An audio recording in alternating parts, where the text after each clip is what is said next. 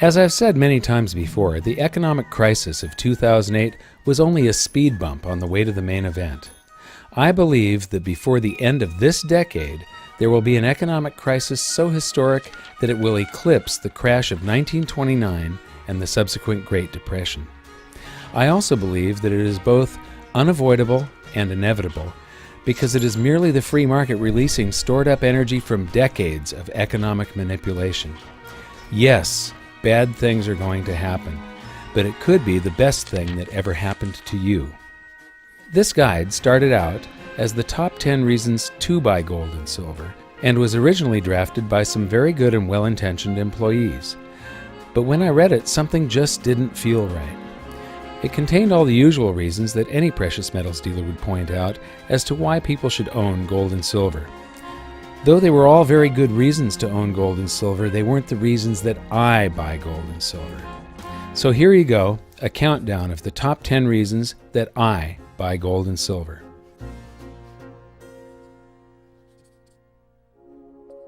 Top 10 reason number 10. All the world's currencies are fiat, and fiat currencies always fail. 99.9% of the world's population is unaware that we no longer use money. We use fiat national currencies. What is a fiat currency? Fiat currencies are faith-based. They are national currencies that are not backed by anything of value like gold. Instead, the government just declares that they have value, and as long as the people keep believing, they do have value, and the people accept them for a while. But here's the thing.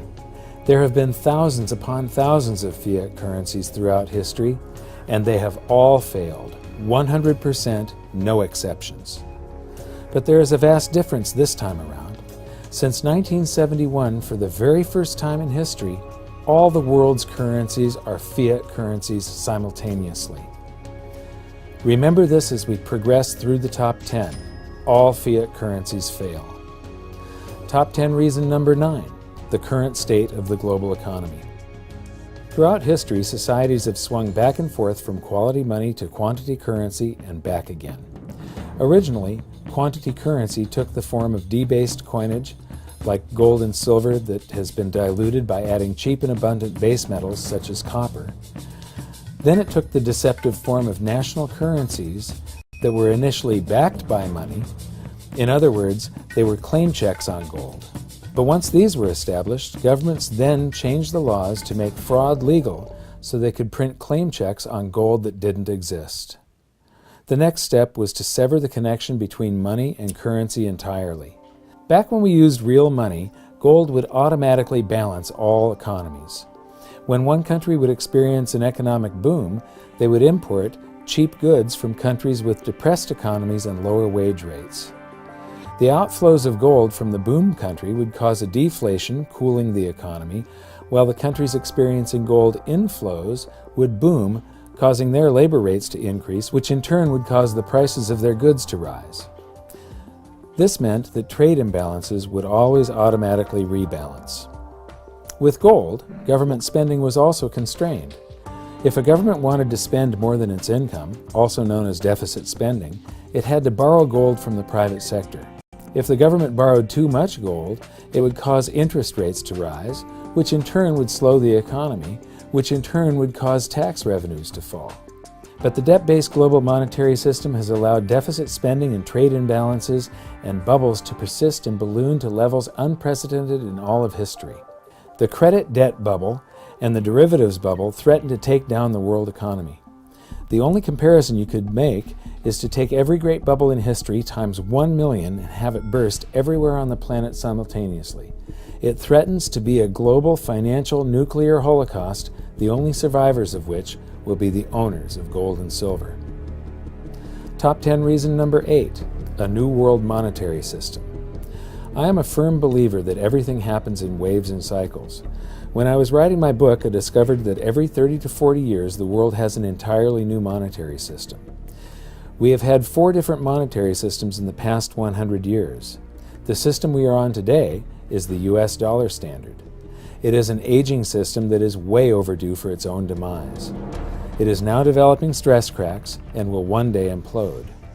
Before the end of this decade, history will repeat, and just as in 1922, 1944, and 1971, there will be an emergency meeting of economists and government representatives to hash out a new world monetary system. It's normal. No man-made system can possibly account for all the forces in the free market. They get old, they develop stress cracks, and they implode. But what is different this time around is that the last three transitions were baby steps from full gold backing to partial gold backing to less gold backing to no gold backing. In each of these transitions, the system we were transitioning from had a component that could never fail: gold. This time we will be transitioning from a system based on something that has always failed: fiat currencies. The key component to this transition from the US dollar standard to some new standard is, of course, the US dollar. But the US dollar represents more than half of the value of all the world's currency. A dollar crisis would cast doubts on all fiat currencies, and the cascading effect of loss of faith could cause the rest of them to fall like dominoes. The central bankers will try everything they can think of to keep the fiat game going, but when everything they try fails, they'll look around and say, "What worked before?" And once again, the pendulum will swing back to quality money. The only beneficiaries of this event will be gold and silver and those who own them. Top 10 reason number 7. Gold and silver come with a central bank guarantee. My book was written from 2005 to 2007. In it, I said there would first be the threat of deflation.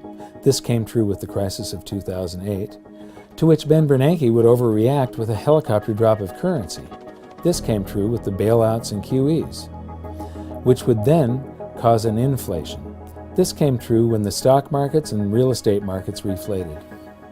So far, the Federal Reserve has not only lived up to my predictions, but it has surpassed even my wildest nightmares. They believe that they can fix things by running the printing presses. But the tail does not wag the dog. The free market is responsible for our prosperity. It is the economy, not the numbers they print on pieces of paper or conjure in computers. So now that they have proven that massive currency creation doesn't work, they're going to double down on it. But it is the market that ultimately rules. They are about to discover the horrific economic consequences of their reckless actions. As I said in my book, next there will be a real deflation, a contraction of the currency supply they cannot control. This will happen when the credit, debt, bond, fiat currency, and derivative bubbles begin to implode. The reaction of the world's central banks will be to print until deflation gives way, which I believe will cause a hyperinflation. But a hyperinflation doesn't even require a nation to print its currency into oblivion. It only requires a loss of faith. But never fear, because periodically throughout history, gold has revalued itself as it is bid up in price by the free market as people rush back to it for safety.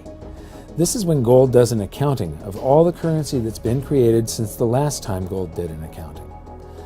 In doing so, its purchasing power rises exponentially. It has always done this, and I believe it always will. Top 10 reason number 6. Everything else is a scary investment.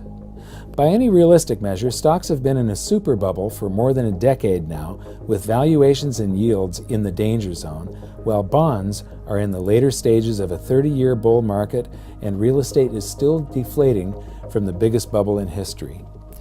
Dr. Robert Shiller of Yale University has compiled data on the stock market going all the way back to the year 1880. His research concludes that by one measure, the stock market has been in a bubble since 1998, and by his other measure, it is far bigger and more extreme than any prior bubble, including the stock market bubble of the Roaring Twenties that led to the crash of 1929. Further research shows that the only reason the markets have been levitated to these levels is due to the Federal Reserve stimulus. What will happen when increasing stimulus no longer works? I wouldn't want to be invested in stocks when it finally implodes. U.S. Treasury bonds have been a great investment for more than 30 years, but no bull market lasts forever. In fact, for the 37 years after World War II, bonds were such a bad investment that by the end of the 1970s they had earned the nickname certificates of confiscation. But that was back when countries were financially responsible. Now most countries on the planet run their finances like Greece, and the United States of America is leading the way.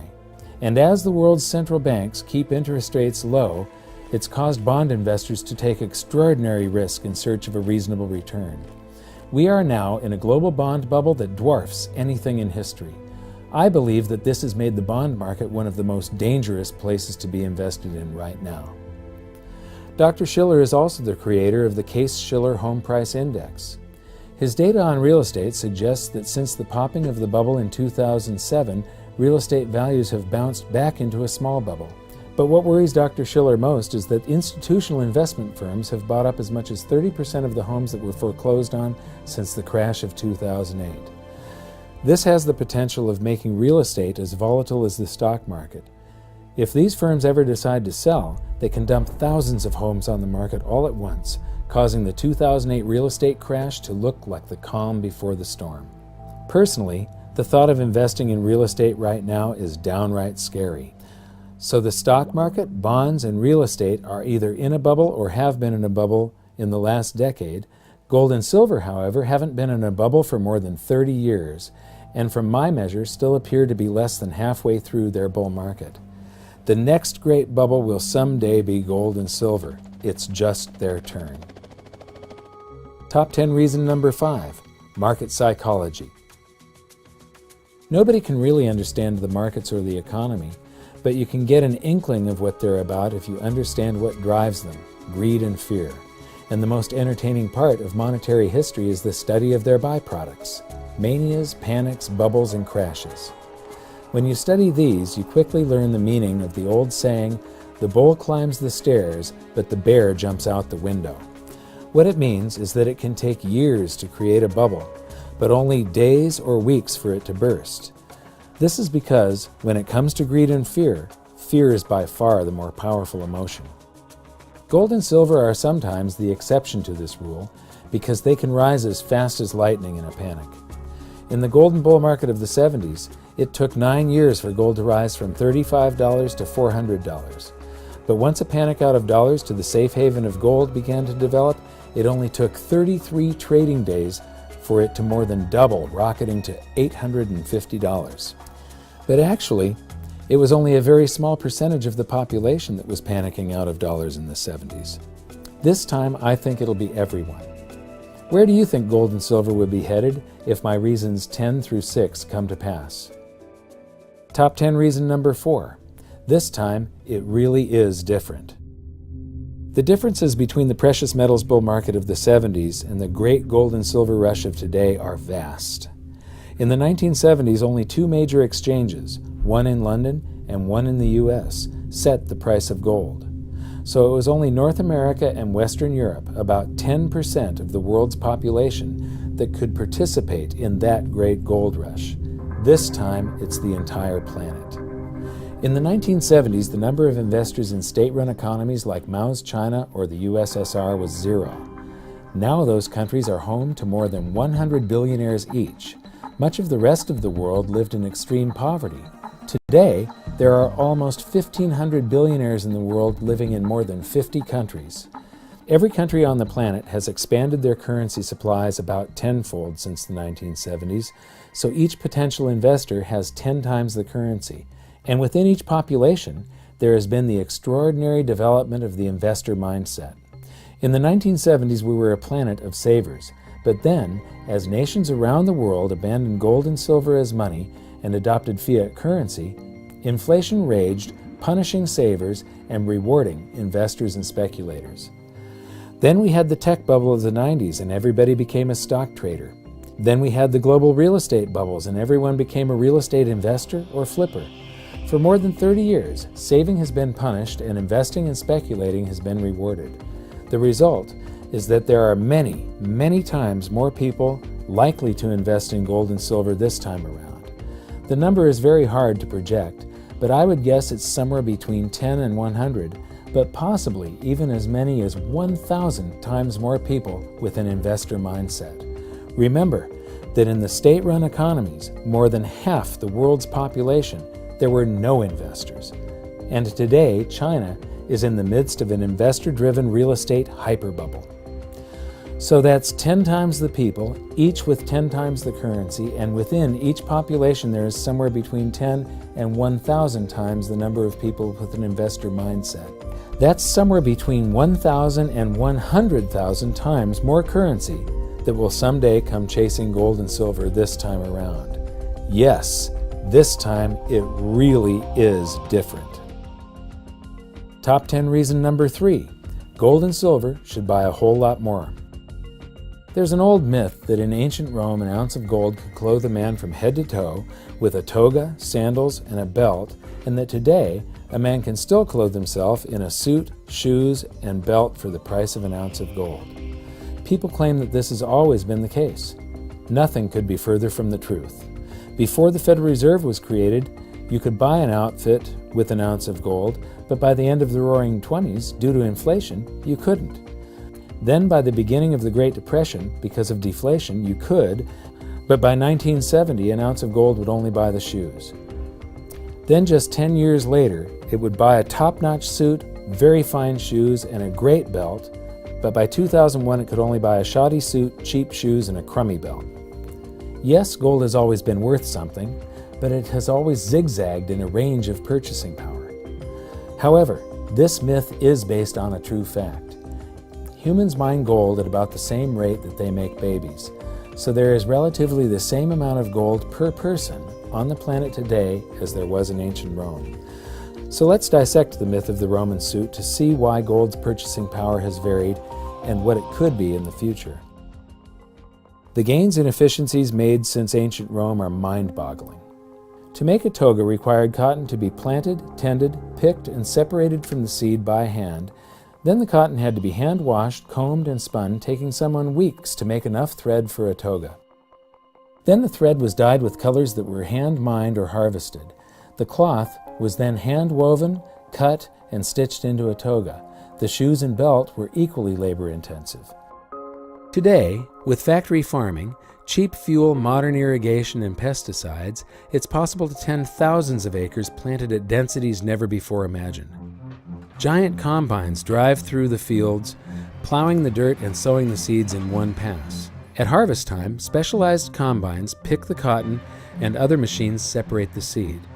With factory ranching, efficiency is the same story, with thousands of sheep being tended and shorn in production line fashion. Then trucks deliver the cotton or wool to where it's washed, combed, and spun into miles of thread in minutes, then dyed with cheap mass-production dyes and woven into miles of cloth by machines, again in minutes. Then the cloth is stacked many layers thick, and a computer-guided shear cuts out dozens of each of the parts of the suit in a single pass. The parts go to an assembly plant where workers who specialize in making the left sleeve or the right leg and such do so at amazing speed. Workers that can turn out dozens of suits per day do the final assembly also at a blazing rate. Then it's shipped to a store where you can pick from dozens or even hundreds of styles, colors, and sizes.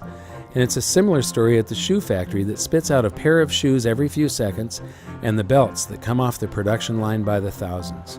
The end result is that the time value of the Roman outfit most likely measures in months of human labor, whereas the modern suit contains only a few hours. This is true of all the other stuff in society as well. When it comes to the time value contained in stuff, everything today is on sale for a tiny, minuscule fraction of what it once cost. And as proof to support my thesis, I offer this.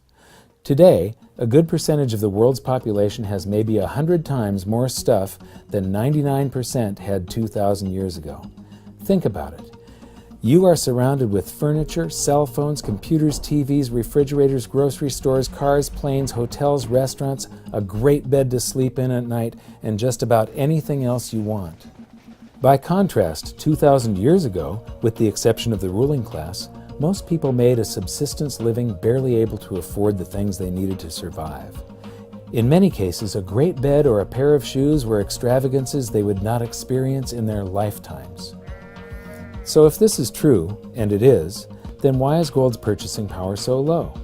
If there's so much more stuff per person, but the same amount of gold per person, shouldn't an ounce of gold buy many, many, many times more stuff than it does today? Absolutely, emphatically, yes, it should. Then why doesn't it? because of the other big factor in busting this myth. In ancient Rome, if you wanted to save some of your wealth for the future, there was only one asset available for you to save your purchasing power in: real money, the gold and silver coins that made up their money supply. Today, if you want to save some of your wealth for the future, you do so with financial assets such as stocks and bonds, and maybe a tiny portion of currency in a checking account. These highly liquid assets actually compete with gold and silver as a place to store your wealth. They all dilute each other's purchasing power. In ancient Rome, there was only one place to store your wealth. Today, there are thousands. So that's the answer. With technology, machinery, and super cheap energy, we've become 1,000 times more efficient at producing stuff, and at the same time, we've created 1,000 times more ways to store our wealth. The gains in purchasing power that gold should have made, due to man becoming so much more efficient at making stuff, have been almost exactly offset by the proliferation of alternative liquid financial assets in which to store that wealth. If it weren't for all those competing currencies and alternative financial assets, gold would buy many, many times more stuff. So what happens to those alternate financial assets in the inevitable market crash that lies out there in the future? Those trusted financial assets suddenly become hocus-pocus voodoo financial assets as their value evaporates, just like those AAA-rated mortgage-backed securities did in the crash of 2008. What happens to fiat currencies in the coming currency crisis? All those currencies become hot potatoes that nobody wants, causing hard assets, like gold and silver, to be bid up to the moon. Either way, gold will buy a whole lot more stuff someday in the near future. Today, there is about $40,000 worth of liquid financial assets per person versus only $200 worth of investment-grade gold. That's a 200-to-1 ratio. That means that in a crisis, if just 10% of the wealth invested in those alternative financial assets were to come chasing gold, its price would rise 20-fold. The moral of this story is, if you want to buy 20 suits, shoes, and belts a few years from now, buy an ounce of gold today. Taken separately, any one of these reasons is a compelling case for gold and silver. But if you look at them all together, and you take into account that for the very first time this gold and silver rush is going to be global, you realize that these reasons aren't just additive, but they multiply upon one another. Therefore, my top 10 reason number 2 is, it's all happening at once, and this time it's global. So there's more stuff per person than at any time in history, but the same amount of gold and competing currencies and other assets have diluted gold's purchasing power. Today there's 200 times more wealth stored in these competing assets than there is in gold, and if only 10% of that wealth comes chasing gold, its price will rise 20-fold. And in the crisis I see coming, it's going to be a lot more than just 10%. The world is now in uncharted territory. Budget deficits, trade deficits, and government debt have ballooned to lethal levels. Real estate, stocks, and bonds are all in bubbles, and the credit, debt, and derivatives bubbles threaten to take down the world economy. It took years to create these bubbles, but it will only take days or weeks for them to burst, and all bubbles eventually burst. In the inevitable crash and currency crisis that are bearing down on us, most trusted investments will probably evaporate while gold and silver are pushed into hyperbubbles. Because when it comes to greed and fear, fear is by far the more powerful emotion, and in a crisis, fear is what drives investors. Today there are 10 times the people, each with 10 times the currency, and somewhere between 10 and 1,000 times the number of people with an investor mindset than in the last great gold and silver rush. That's somewhere between 1,000 and 100,000 times more currency that will come chasing gold and silver this time around. For the very first time in history, all the world's currencies are fiat, and fiat currencies have always failed. Couple that with the facts that every country on the planet is creating currency on a suicidal scale never before imagined, that every 30 to 40 years the world has an entirely new monetary system, that we are overdue for the transition to a new monetary system right now, and you now have the recipe for a cataclysmic economic event that will be the greatest wealth transfer in history. It can either impoverish you, or it can enrich you beyond your wildest dreams. Knowing this, you think I would take every spare unit of currency I can get my hands on and buy gold. So why don't I? Because silver is undervalued compared to gold, so I buy both, but I buy mostly silver. And finally, top 10 reason number 1, I sleep better. As I said at the beginning of this article, I believe that an economic crisis of historic proportions is headed straight at us, and there is no avoiding it. Never before have all the governments on the planet simultaneously laid down the foundation for the perfect economic storm.